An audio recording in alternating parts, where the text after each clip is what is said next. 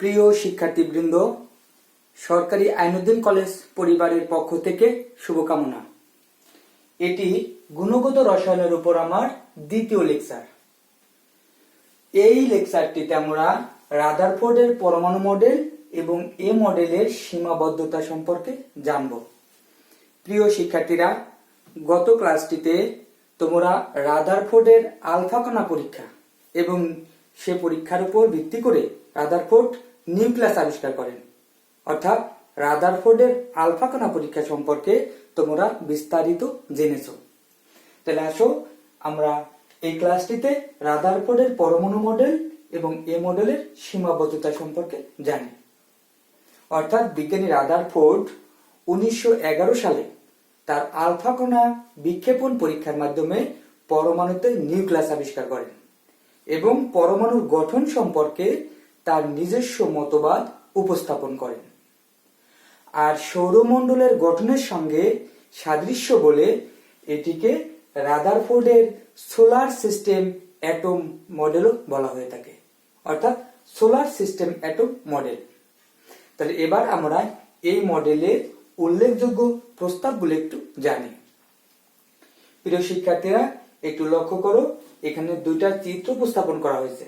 একটা হলো ত্রিমাত্রিক চিত্র, একটু লক্ষ্য করো, কেন্দ্রের নিউক্লিয়াস আর বিভিন্ন কক্ষপথে দেখো ইলেকট্রন নিউক্লিয়াসের চারিদিকে আবর্তন করছে। অর্থাৎ গ্রহগুলো সূর্যের চারিদিকে যেভাবে আবর্তন করে সেরকম দেখো ইলেকট্রনগুলো বিভিন্ন কক্ষপথে নিউক্লিয়াসকে কেন্দ্র করে আবর্তন করছে। অর্থাৎ এটা সৌরমণ্ডলের গঠনের সঙ্গে সাদৃশ্য। তাহলে আসো আমরা এই মডেলের উল্লেখযোগ্য প্রস্তাবগুলো একটু জানি।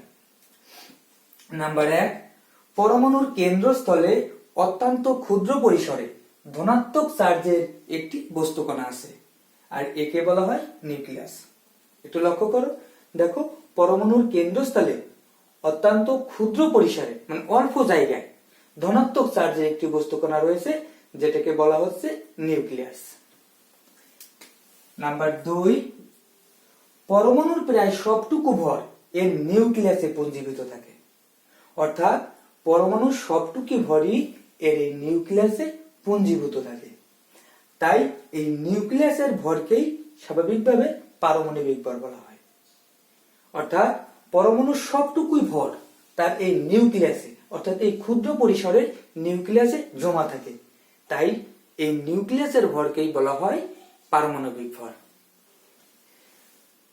নাম্বার 3, সমগ্র পরমাণুর আয়তনের তুলনায় নিউক্লিয়াসের আয়তন খুবই নগণ্য। পরমাণুর অভ্যন্তরে বেশিরভাগ স্থানই ফাঁকা।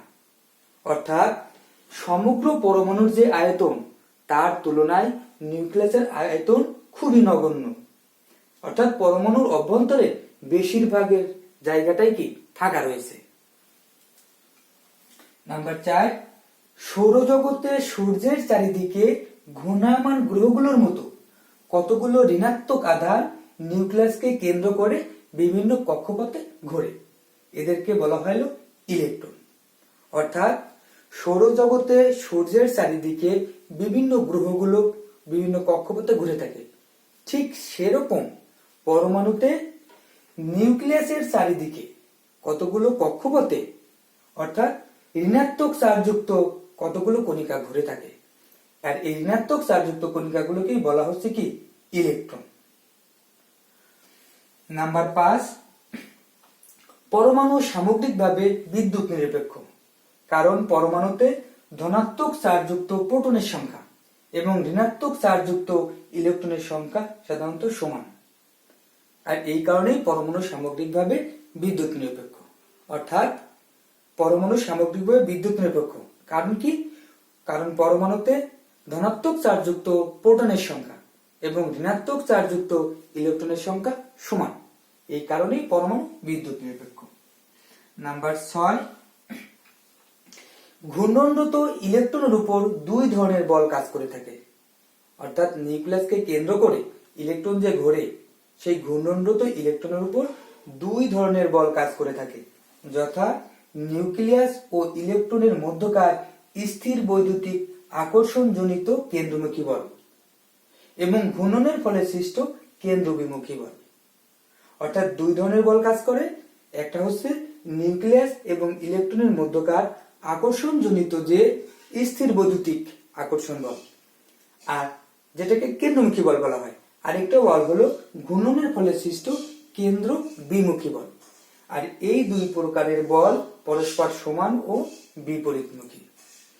প্রিয় শিক্ষার্থীরা, একটু লক্ষ্য করো, এখানে যে ইলেকট্রন নিউক্লিয়াসকে কেন্দ্র করে ঘুরছে, এই ইলেকট্রনের উপর নিউক্লিয়াসের কিন্তু একটা আকর্ষণ রয়েছে, কারণ এই কেন্দ্রের পজিটিভ চার্জ এটা ইলেকট্রনকে টানবে, যেটাকে বলা হচ্ছে স্থির বৈদ্যুতিক আকর্ষণ বল। আর এটা হলো কেন্দ্রমুখী বল। আর ঘোরার ফলে দেখো ইলেকট্রন বাইরের দিকে একটা বল লাভ করবে, যেটাকে বলা হচ্ছে কেন্দ্রবিমুখী বল।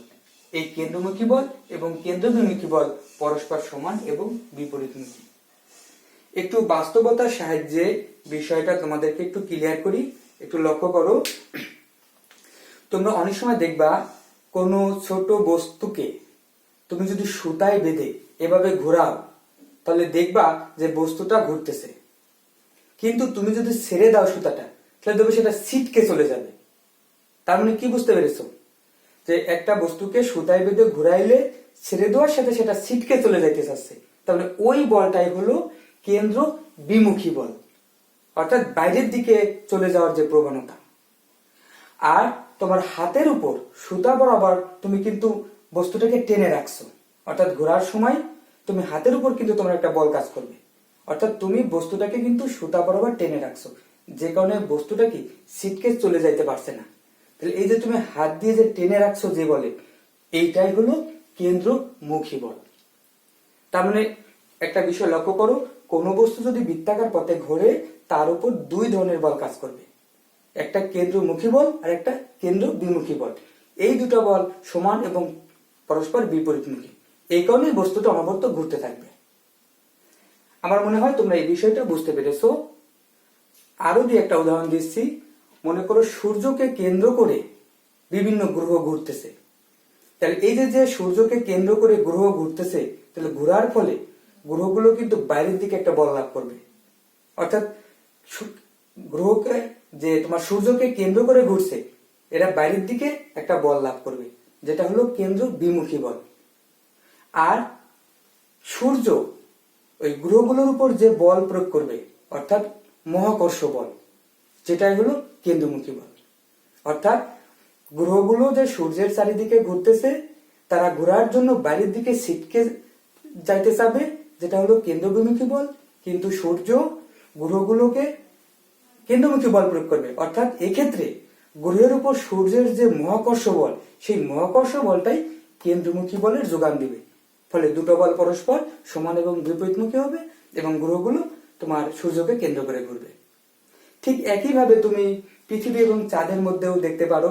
দেখো চাঁদ কিন্তু পৃথিবীকে কেন্দ্র করে ঘুরতেছে, তাহলে এই ক্ষেত্রে চাঁদও তো ঘোরার কারণে বাইরের দিকে ছিটকে যাওয়ার একটা প্রবণতা লাভ করবে, কারণ কেন্দ্র বিমুখী বল লাভ করবে। কিন্তু পৃথিবীর চাঁদের উপর যে অভিকর্ষ বল প্রয়োগ করছে, সেই অভিকর্ষ বলটা এক্ষেত্রে কেন্দ্রমুখী বলের যোগান দেবে। ফলে তোমার চাঁদের উপর দুইটা বল কাজ করবে এবং দুটো বলই পরস্পর সমান এবং বিপরীতমুখী হবে। এই কারণে চাঁদ তোমার পৃথিবীকে কেন্দ্র করে ঘুরতে থাকবে। তাহলে আমি আশা করছি তোমরা এই বিষয়টা আসলে বুঝতে পেরেছো। এবার আমরা রাদারফোর্ডের পরমাণু মডেলের সীমাবদ্ধতাগুলো একটু জানব। রাদারফোর্ডের পরমাণু মডেলের সীমাবদ্ধতা।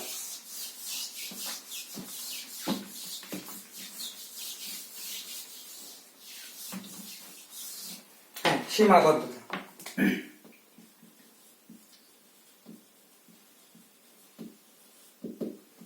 রাদারফোর্ডের পরমাণু মডেলের সীমাবদ্ধতা। নাম্বার 1, এ মডেলকে সৌরমণ্ডলের গঠনের সাথে সাদৃশ্য দেখানো হয়েছে।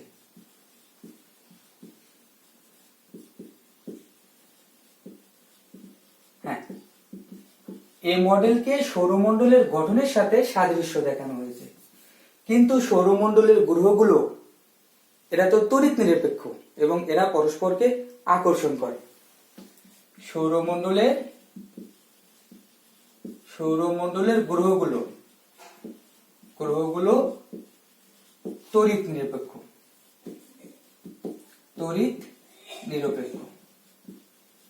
এবং এরা পরস্পরকে আকর্ষণ করে। কিন্তু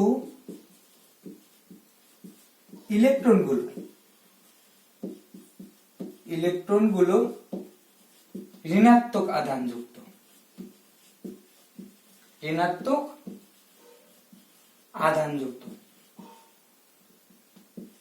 এবং এরা পরস্পরকে কি করে থাকে? এরা পরস্পরকে বিকর্ষণ করে।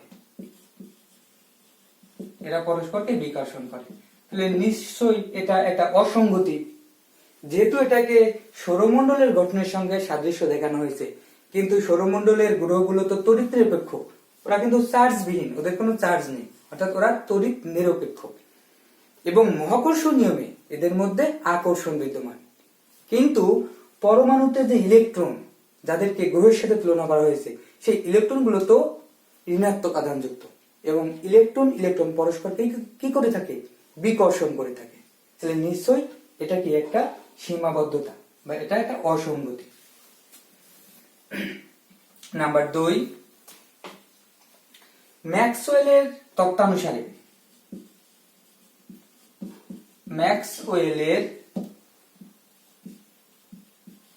তত্ত্বানুসারে আবর্তনরত চার্জযুক্ত ইলেকট্রন কণা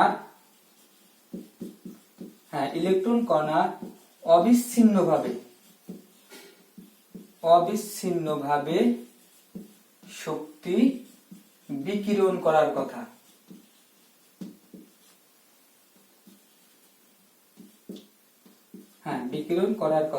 ম্যাক্সওয়েলের তত্ত্বানুসারে আবর্তনরত চার্জযুক্ত ইলেকট্রন কণা অবিচ্ছিন্নভাবে শক্তি বিকিরণ করার কথা। এভাবে শক্তি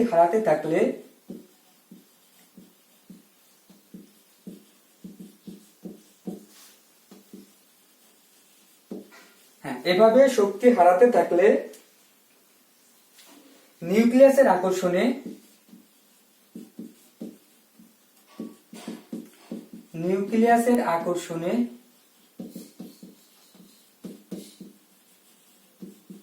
ইলেকট্রনের কক্ষপথ সর্পিল আকারে হ্রাস পেয়ে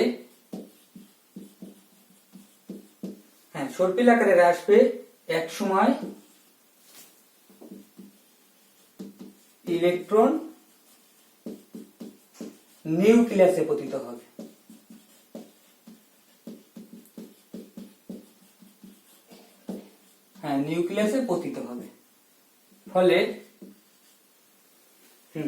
ফলে রাদারফোর্ডের মডেলের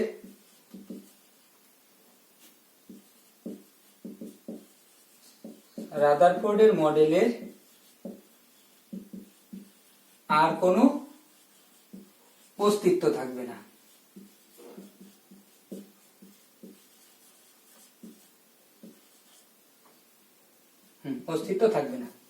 প্রিয় শিক্ষার্থীরা, একটু লক্ষ্য করো, বিজ্ঞানী ম্যাক্সওয়েল তার তত্ত্বানুসারে এই আবর্তনরত চার্জযুক্ত ইলেকট্রন কণা অবিচ্ছিন্নভাবে শক্তি বিকিরণ করার কথা।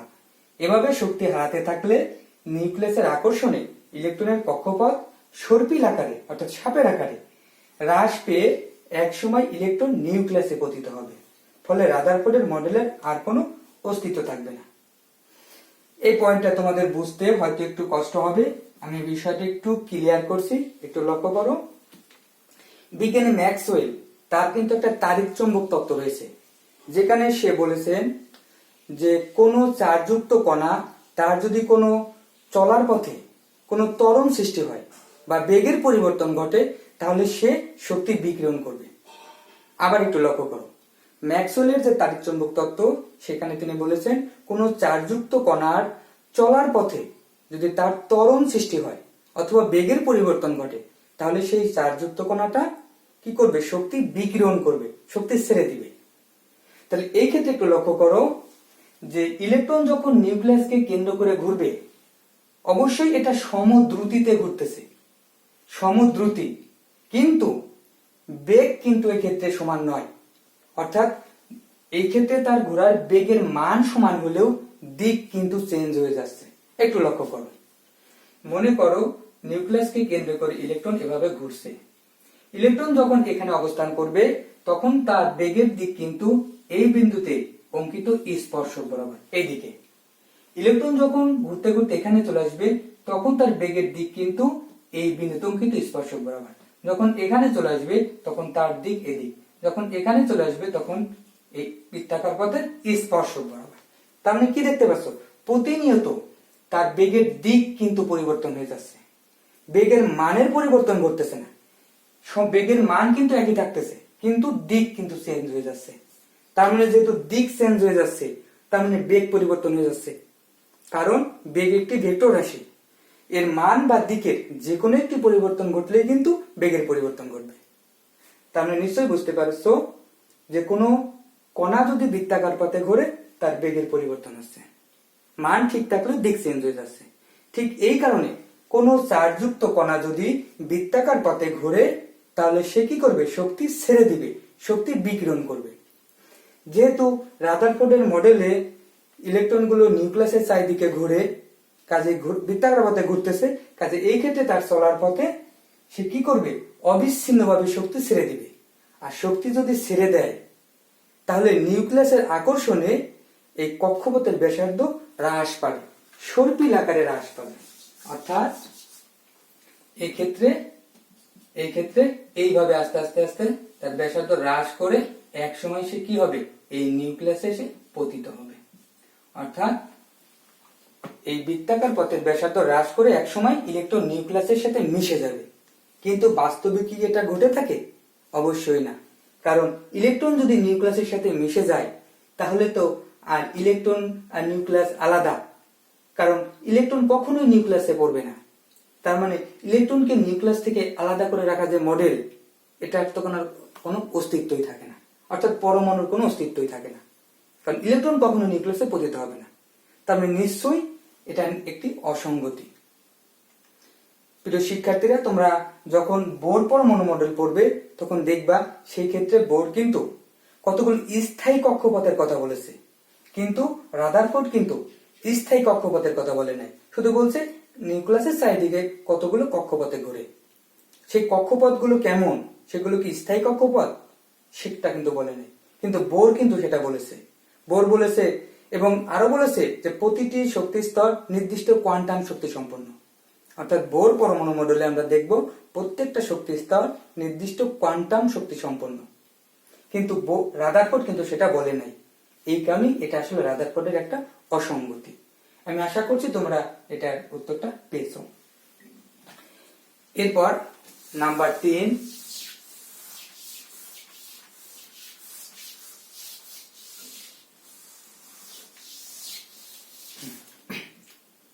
ইলেকট্রন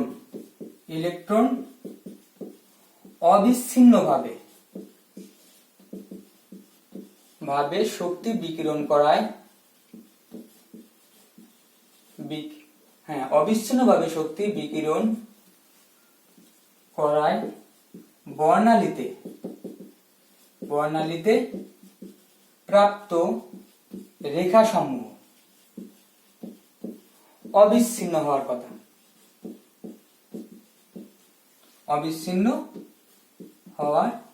কথা, কিন্তু বর্ণালীতে প্রাপ্ত রেখাসমূহ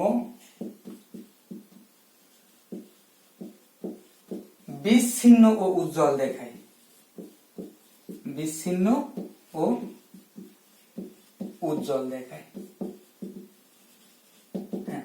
রাদারফোর্ডের মডেল অনুযায়ী যেহেতু ইলেকট্রন অবিচ্ছিন্নভাবে শক্তি বিকিরণ করে, বিচ্ছিন্ন না, বিচ্ছিন্ন মানে আলাদা আলাদা, অবিচ্ছিন্ন একসাথে, চিহ্নিত না, তাহলে ইলেকট্রন অবিচ্ছিন্নভাবে শক্তি বিকিরণ করায় বর্ণালীতে যে রেখা পাওয়া যাবে সেটাও কিন্তু অবিচ্ছিন্ন হওয়ার কথা, কিন্তু বাস্তবে দেখা যায় বর্ণালীতে যে রেখা পাওয়া যায় সেগুলো বিচ্ছিন্ন এবং সেগুলো কিন্তু উজ্জ্বল।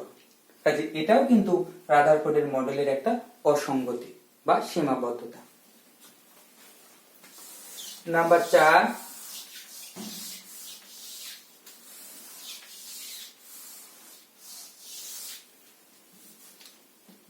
হ্যাঁ, আবর্তনরত ইলেকট্রনের কক্ষপথের আকার ও আকৃতি সম্পর্কে কোনো ধারণা এই মডেলে নেই। হ্যাঁ, আবর্তনরত ইলেকট্রনের কক্ষপথের আকার এবং আকৃতি সম্পর্কে, কক্ষপথগুলো কেমন সেই আকার আকৃতি সম্পর্কে সুস্পষ্ট কোনো ধারণা কিন্তু এই মডেলে নেই। এই মডেলের সাহায্যে পরমাণুর বর্ণালী ব্যাখ্যা করা যায় না, পরমাণুর বর্ণালী ব্যাখ্যা করা যায় না। এই মডেলের সাহায্যে পরমাণুর বর্ণালী সেটা কিন্তু ব্যাখ্যা করা যায় না। তাহলে এগুলো হলো রাদারফোর্ডের পরমাণু মডেলের সীমাবদ্ধতা। প্রিয় শিক্ষার্থীরা, আমি আশা করছি তোমরা এবার রাদারফোর্ডের পরমাণু মডেলটা বর্ণনা করতে পারবে এবং এই মডেলের সীমাবদ্ধতাগুলো তোমরা ব্যাখ্যা করতে পারবে। তাহলে আমি আমার এই ক্লাসটি এখানে শেষ করছি। আগামী ক্লাসে বোর পরমাণু মডেল নিয়ে তোমাদের সাথে বিস্তারিত আলোচনা করব। আশা করছি সে পর্যন্ত তোমরা সবাই সুস্থ এবং সবল থাকবে।